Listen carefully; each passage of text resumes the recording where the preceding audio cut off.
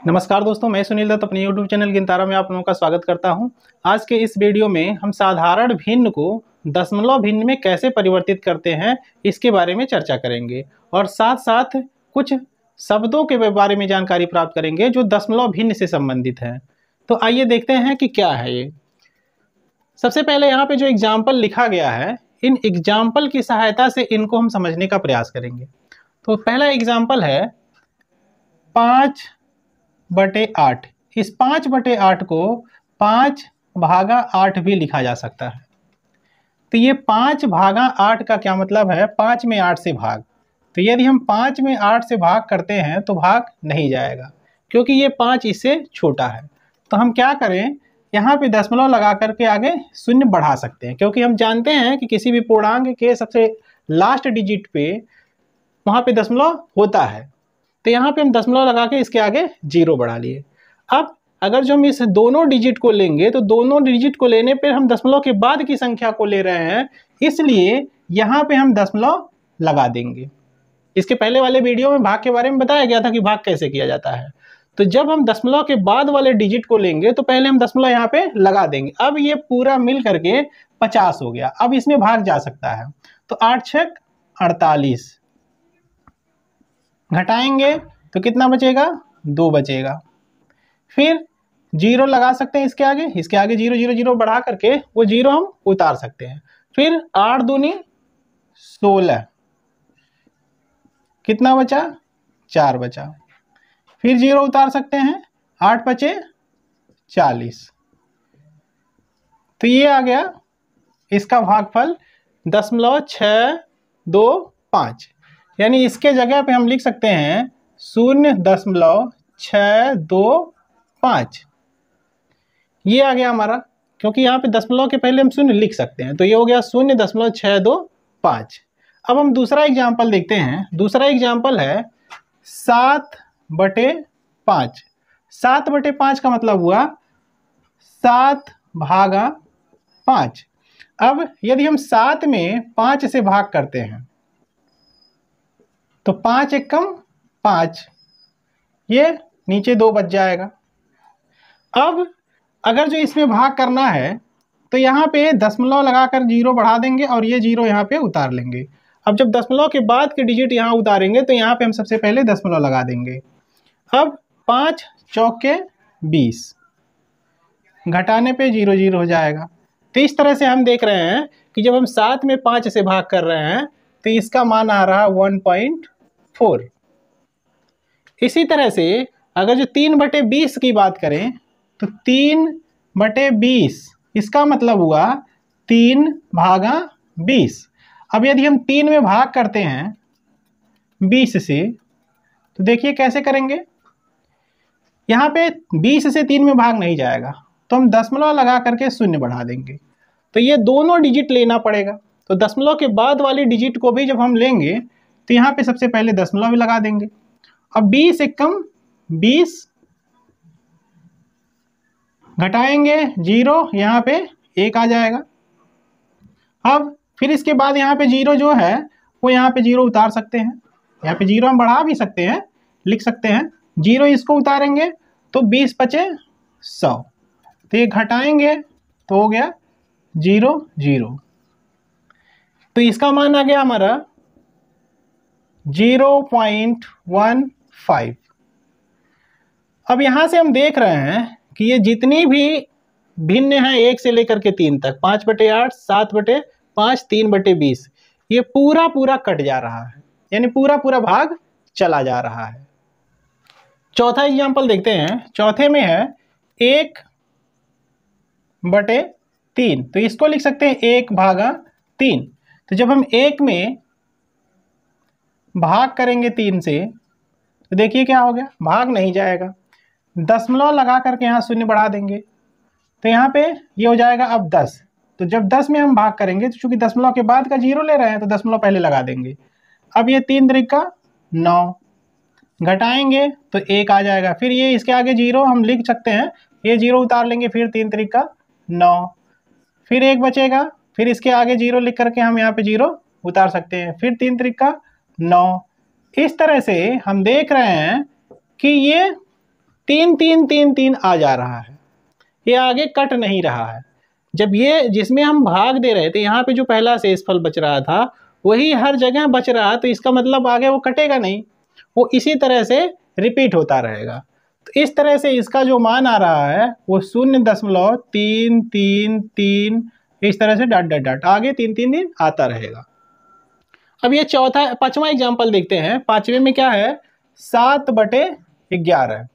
अब यदि 7/11 है तो 7/11 का मतलब हुआ 7 में 11 से भाग। अगर जो भाग करते हैं तो देखिए क्या होगा, 7 में हम 11 से भाग करते हैं तो फिर ये 7 में 11 से भाग नहीं जाएगा, तो दशमलव लगा करके 0 बढ़ा लेंगे।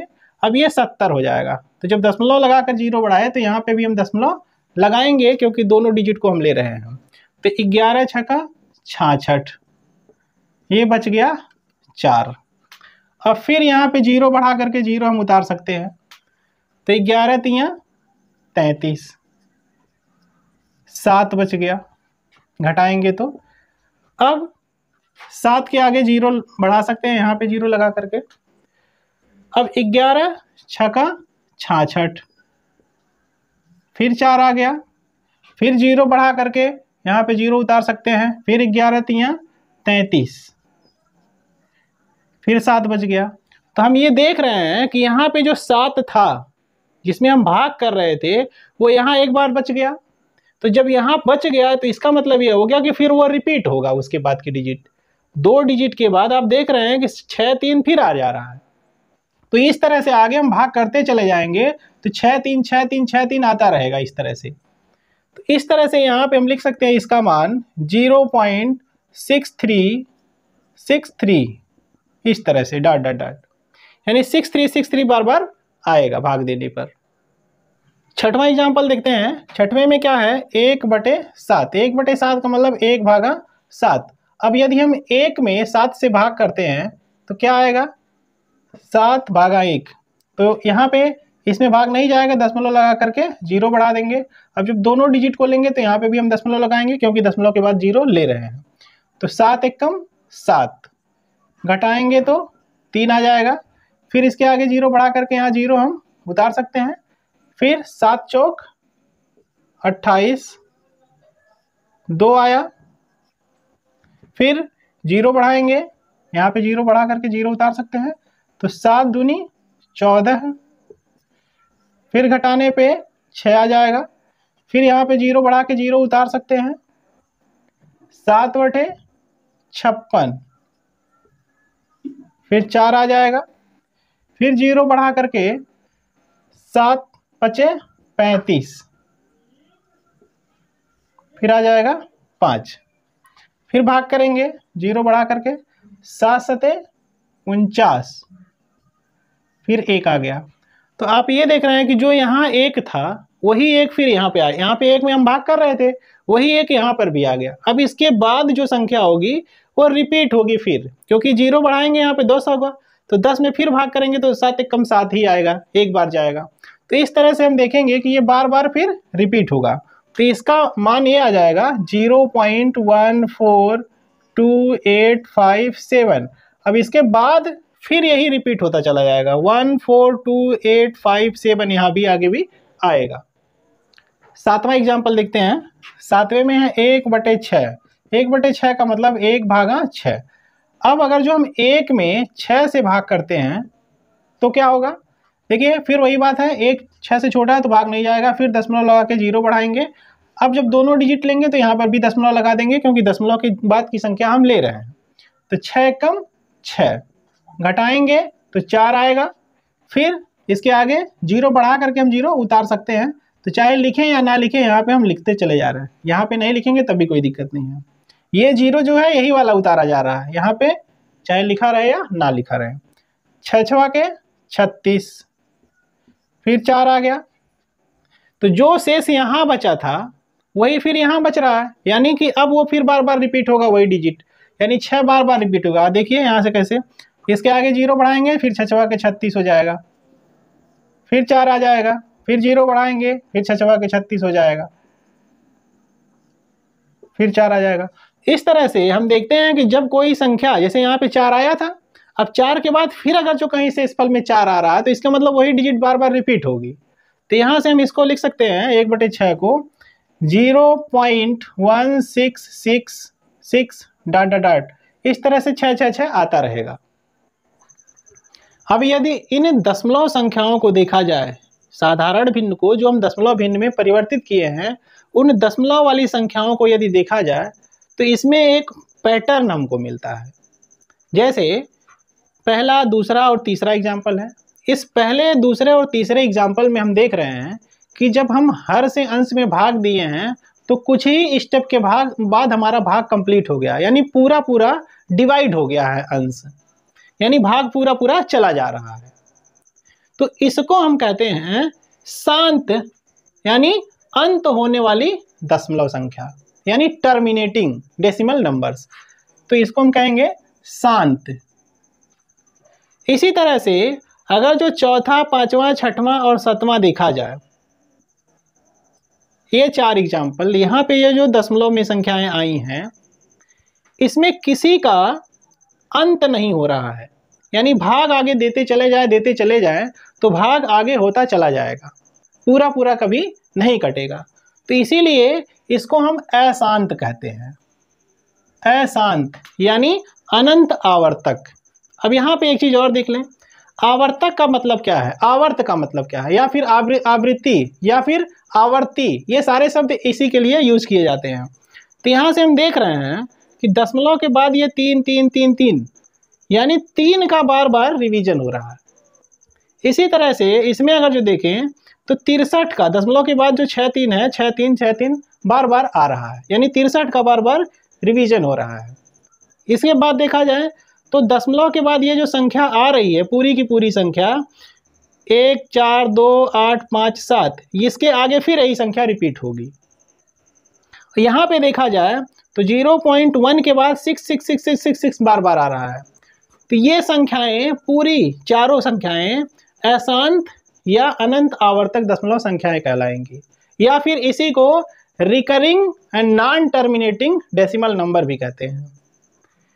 अगर जो यहाँ पे लास्ट वाला देखा जाए, ये 7वां एग्जाम्पल जो इन चारों में है, तो ये इन तीनों से कुछ अलग हटके भी है। अब यहाँ से ये जो पार्ट है, यहाँ से थोड़ा सा इसमें भी हम अलग कर ले रहे हैं। ये पार्ट, यहाँ से ये पार्ट और ये पार्ट अलग हम कर ले रहे हैं। इन तीनों में हम देख रहे हैं कि दशमलव के बाद जो संख्या आ रही है वहीं से रिवीजन शुरू हो जा रहा है। यहाँ पे भी देखिए दशमलव के बाद 63 63 63 शुरू हो जा रहा है रिवीजन। यहाँ दशमलव के बाद 6 डिजिट, इसी डिजिट का बार बार रिवीजन हो रहा है। लेकिन इसमें अगर जो देखा जाए तो 0 के बाद 1 आया है, फिर 6 6 6 6 आ रहा है, यानी इसकी पुनरावृत्ति नहीं हो रही है, ये रिवीजन नहीं हो रहा है 1 का। तो इसमें मिक्स्ड है, 1 का रिवीजन नहीं हो रहा है और 6 का रिवीजन हो रहा है। तो इसीलिए इसको मिक्स्ड कहते हैं, यानी मिश्रित अशांत आवर्ती दशमलव कहते हैं इसको। और ये जो तीनों हैं, इन तीनों को हम शुद्ध अशांत आवर्ती दशमलव कहते हैं। ये लास्ट में जो करड़ी में 2 का मान लिखा गया है 1.414213562373, इस तरह से आगे भी आएगा। इसमें किसी डिजिट का या किसी भी नंबर का बार बार रिवीजन नहीं हो रहा, और साथ साथ इसमें अंत भी नहीं हो रहा है। आप करड़ी में 2 का मान निकालेंगे तो आगे निकलता ऐसे चला जाएगा, वो कभी भी खत्म नहीं होगा। तो इसको हम एक अलग प्रकार की संख्या कहते हैं, अशांत अनावर्ती दशमलव संख्या, non recurring non terminating decimal numbers. क्यों?